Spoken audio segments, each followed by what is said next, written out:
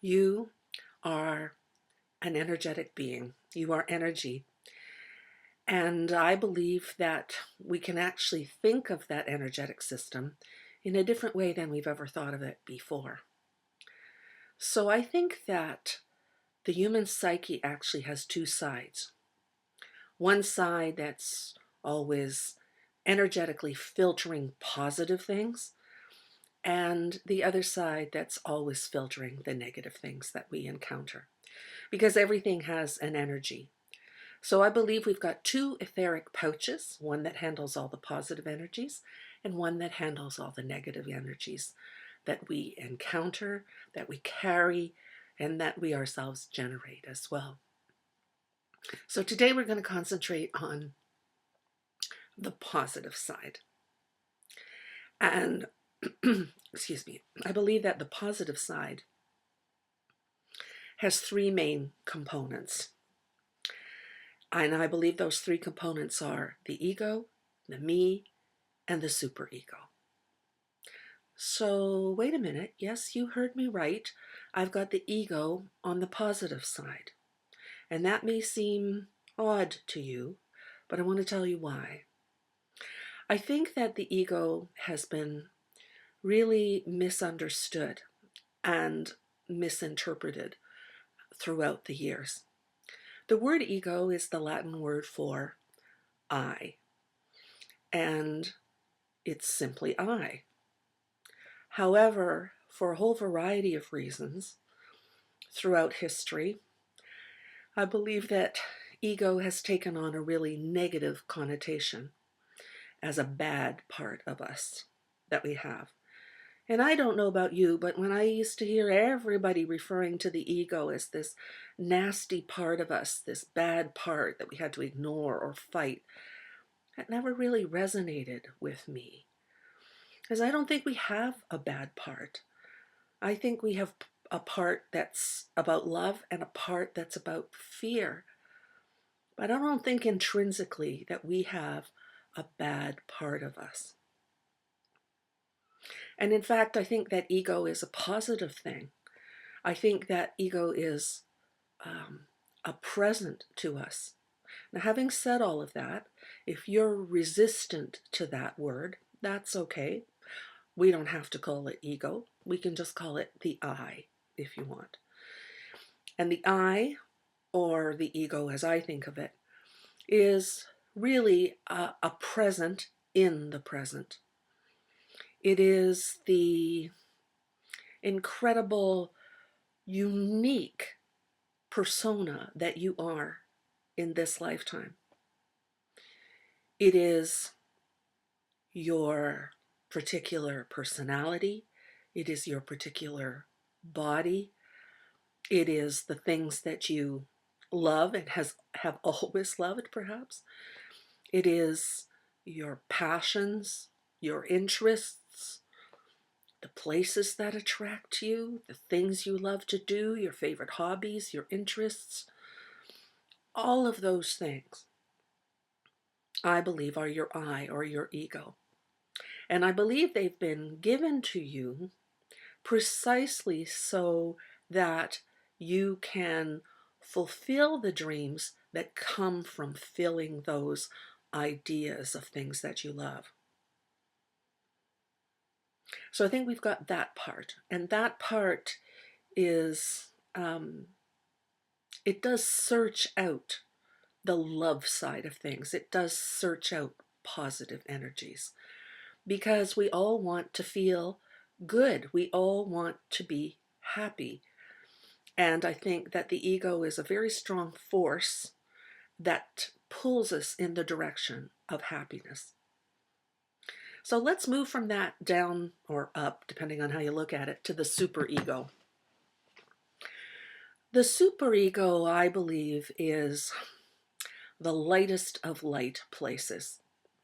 I believe it's the place that holds the highest energies, that it's the place of unconditional love, that it's the place of joy, of bliss, of blessings, of all kinds of very high energy things.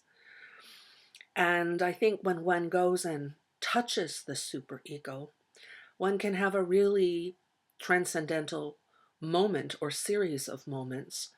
I believe if we can attain that and manage to stay there, that we have a sensation of enlightenment. So it's a very incredibly wonderful place.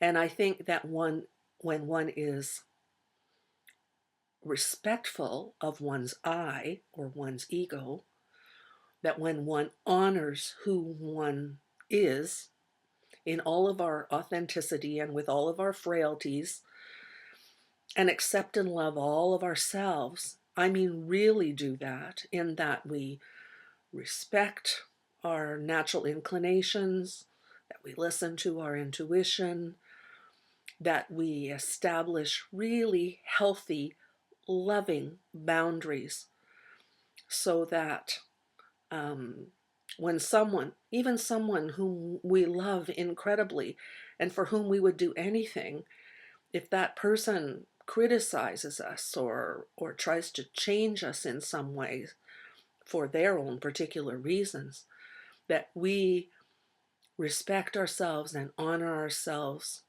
to compromise if that's appropriate, but to set healthy boundaries if that's appropriate. And I think out of that kind of self-respect and out of that kind of self-love and self-knowledge and self-actualization, one can really touch the superego and live a lot of very blissful moments and experiences. I think somewhere between the I or the ego and the superego, there's another place that I call the me. And for a whole host of reasons, we're not always able to respect our I in this world we live in.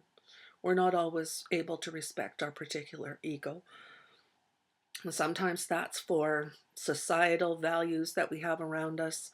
Sometimes that's because of influence of parents or other people in our lives who have steered us up a particularly practical way instead of a passion way, or a whole variety of things. But we still need to feel good. We desperately want to feel good. And so the me is the place where we have all these compensation techniques to feel better. And they can include food and drink and anything produces that adrenaline, gambling, extreme sports.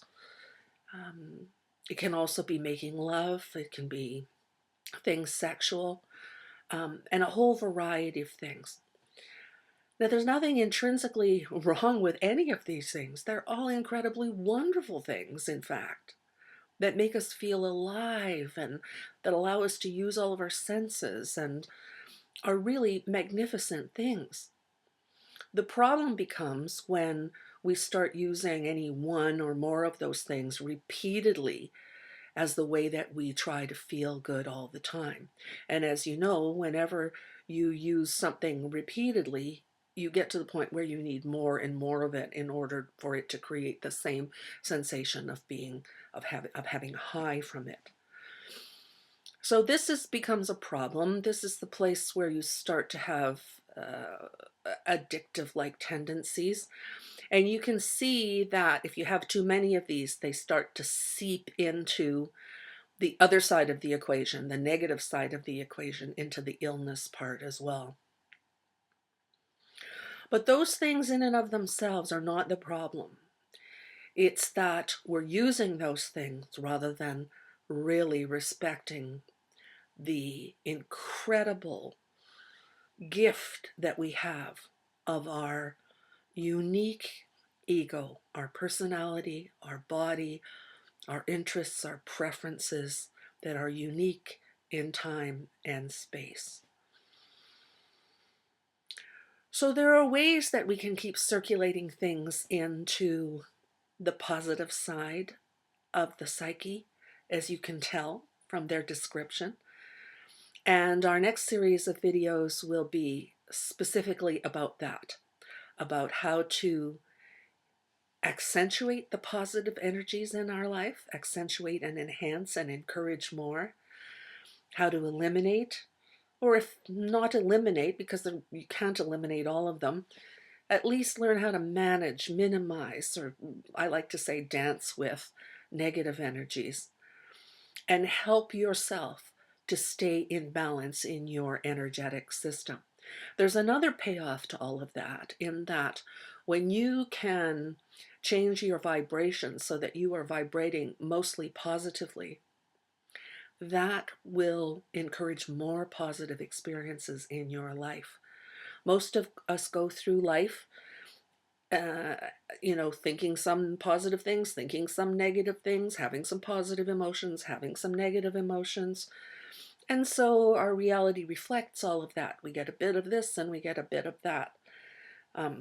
If you'd like your reality to reflect more consistently a positive side, then it's all about you finding a way to keep your own vibration as positive as possible. So that's what we'll be doing in the next few videos, and we really encourage you to come along this journey with us.